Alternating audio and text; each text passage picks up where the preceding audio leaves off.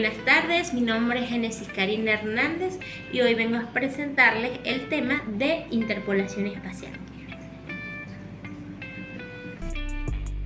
Para comenzar este tema vamos a empezar definiendo lo que es la interpolación espacial, que no es más que un proceso de utilizar puntos con valores conocidos para estimar valores en otros puntos desconocidos.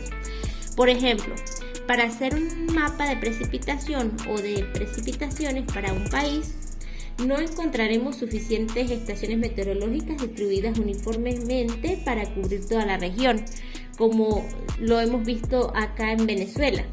Es allí donde es útil la interpolación espacial, ya que con esa interpolación se puede estimar las temperaturas en lugares sin datos registrados mediante el uso de lecturas de temperaturas conocidas en estaciones meteorológicas cercanas.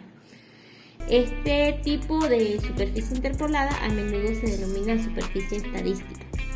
Además, se pueden obtener esta interpolación con datos de elevación, precipitación, acumulación de nieve, nivel freático y densidad de población, calculadas mediante interpolación. Seguidamente tenemos la interpolación local mediante TIN. Un TIN es una red irregular triangulada. La interpolación TIN es otra herramienta popular en el SIC. Un algoritmo TIN común se llama triangulación de Delaunay. Intenta crear una superficie formada por triángulos de puntos vecinos más cercanos. Para esto se crean círculos circunferenciales alrededor de los puntos de muestra seleccionados y sus intersecciones se conectan a una red de triángulos no superpuestos y lo más compacta posible. Por acá tenemos una triangulación de Delaunay con circunferencias alrededor de los datos de muestras rojos.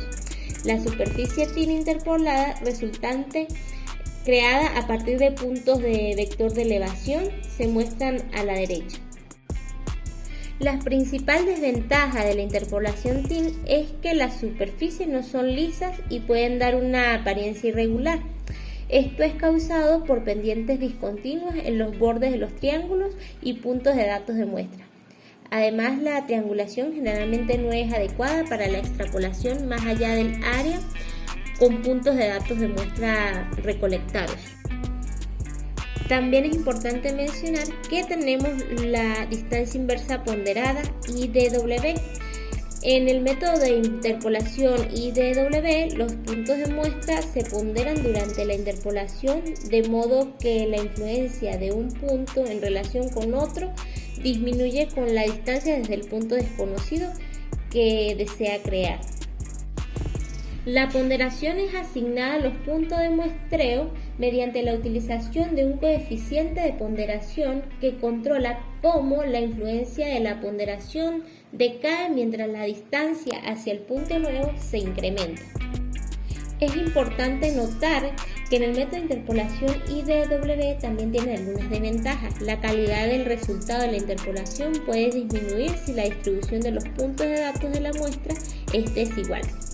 Además, los valores máximos y mínimos en la superficie interpolada solo puede ocurrir en puntos de datos de muestra. Esto a menudo da como resultado pequeños picos y hoyos alrededor de los puntos de datos de muestra.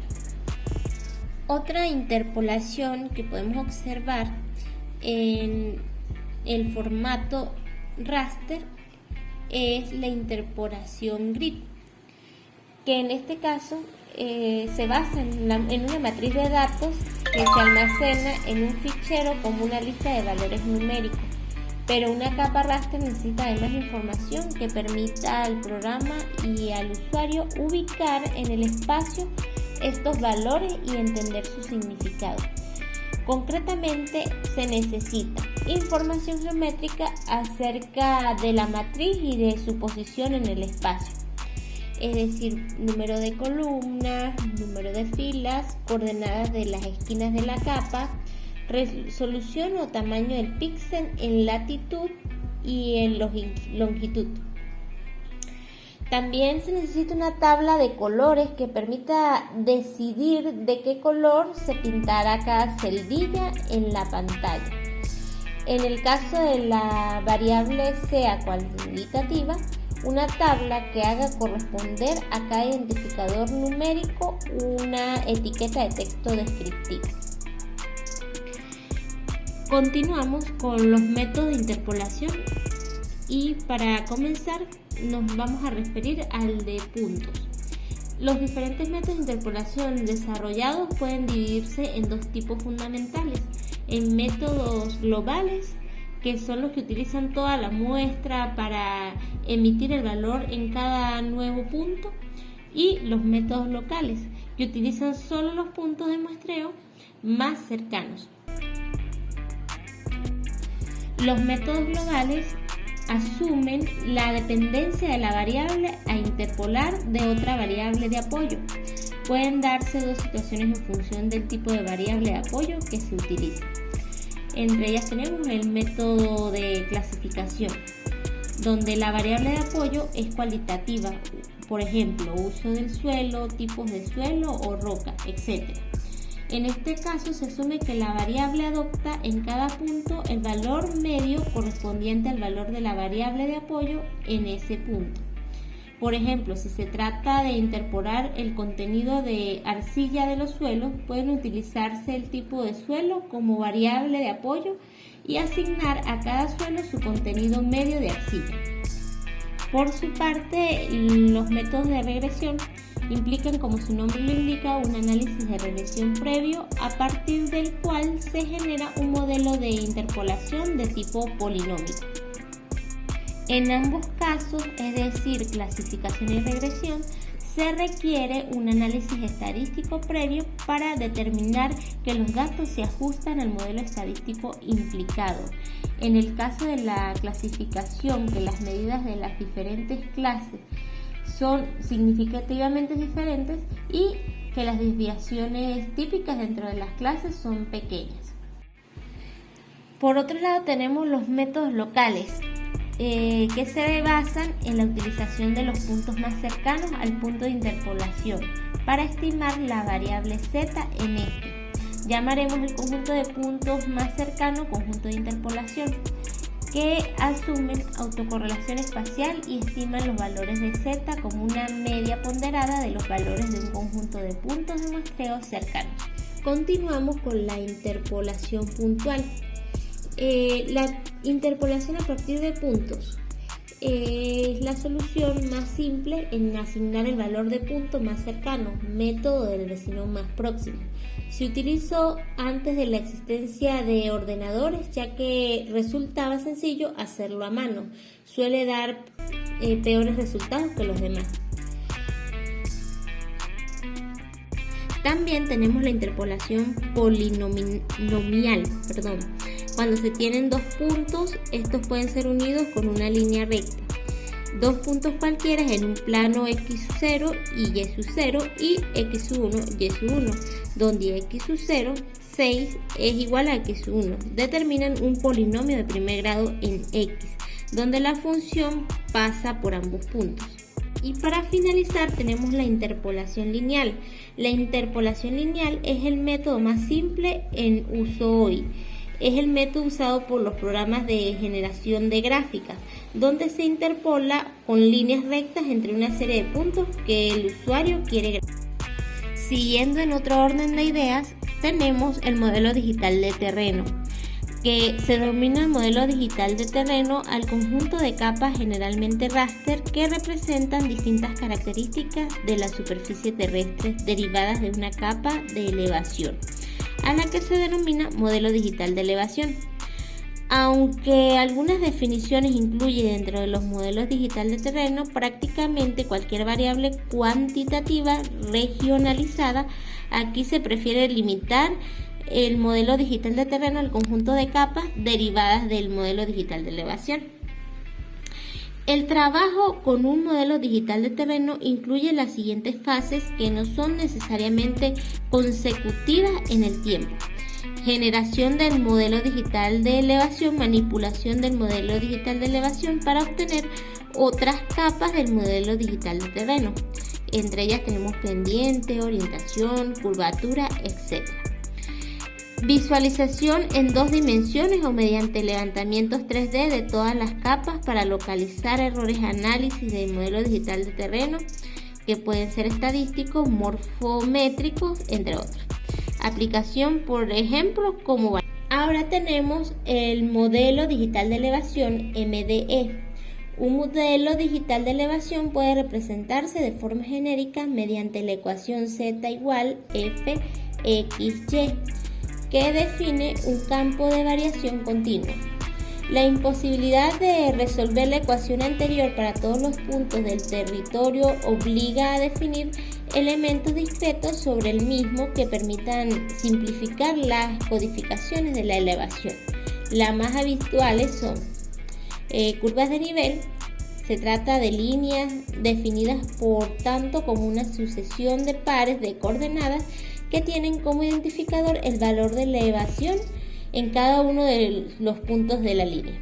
Generalmente, el intervalo entre valores de las curvas de nivel es constante. También tenemos la red irregular de triángulos que ya mencionamos anteriormente, a partir de un conjunto de puntos en los que se conoce la elevación. Se traza un conjunto de triángulos formados por tripletas de puntos cercanos no colineales, formando un mosaico.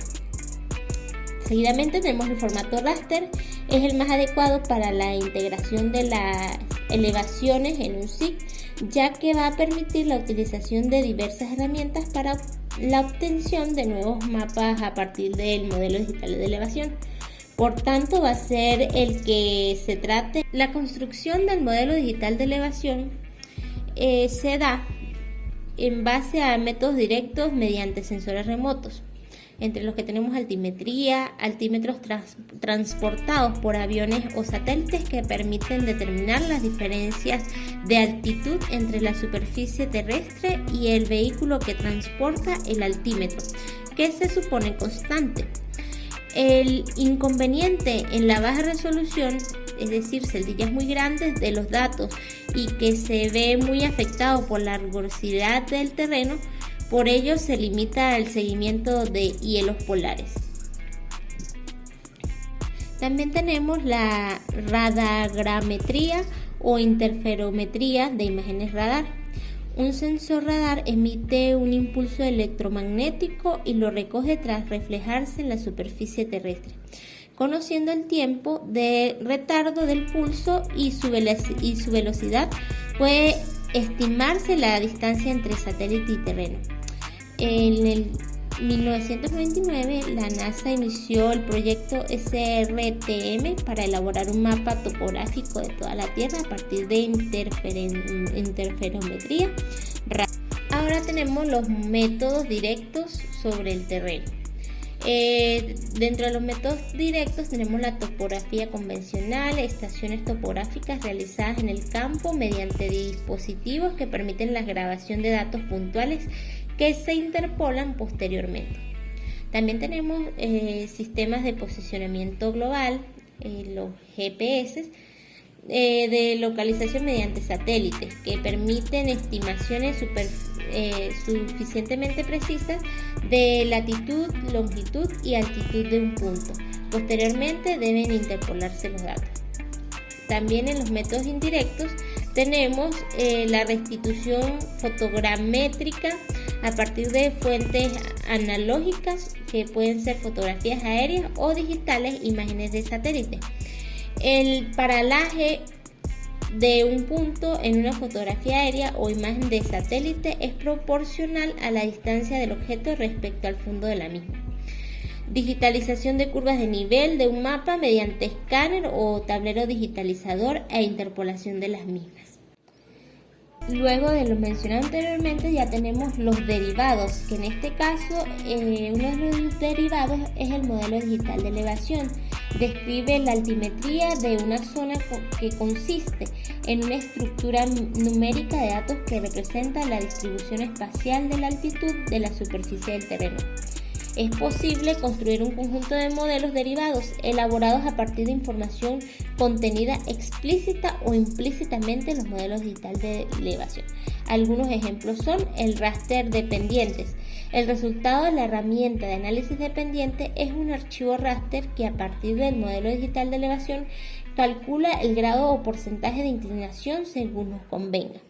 La pendiente se puede definir como la variación de la altura entre dos puntos del territorio con relación a la distancia la distancia que los separa, según Bosque Senga en 1997, que se puede expresar en tantos por ciento o en grados. El porcentaje representa la relación entre la altura y el desplazamiento en la horizontal. También tenemos los rasters de orientaciones. Se utiliza con frecuencia en geomorfología y en su representación se basa en la exageración virtual del relieve mediante una iluminación artificial cuyo foco se puede ubicar donde se quiera, según Weibull y Herle en 1991. Con ello se consigue exagerar todas las zonas que tienen una misma orientación sin tener en cuenta la magnitud real de la pendiente, con lo que se le asignará igual importancia a todas las áreas con una misma orientación, independientemente de su expresión en el relieve. Esto resulta interesante a la hora de descartar determinados accidentes orográficos, como pueden ser escarpes de distintos orígenes, fallas, resaltes litológicos, cicatrices de deslizamiento, entre otros. También tenemos por acá las cuencas de drenaje o hidrológicas. La delimitación de las cuencas hidrológicas puede realizarse a partir de unas reglas simples. Para ello definiremos dos conceptos.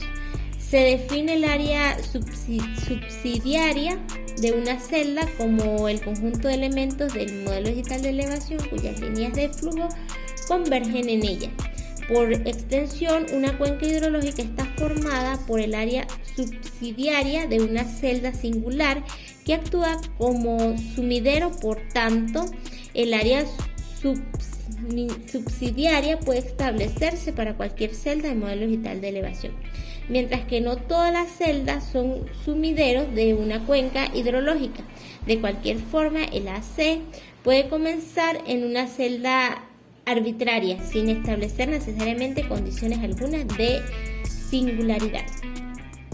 Seguidamente tenemos las cuencas visuales. Los problemas relativos a la visibilidad de lugares o estructuras tienen importantes aplicaciones prácticas.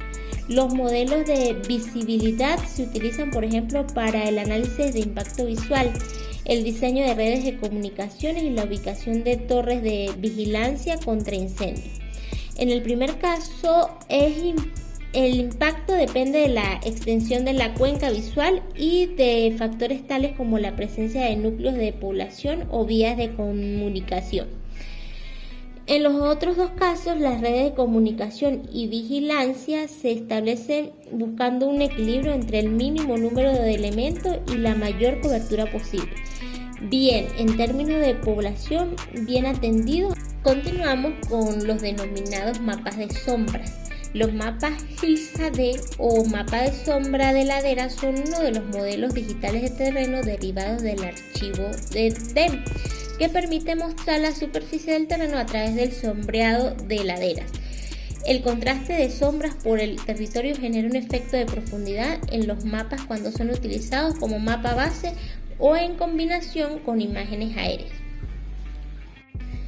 En cuanto a los mapas de relieve, son mapas con cada píxel según un código de colores de acuerdo a la altura o pendiente del terreno en ese punto.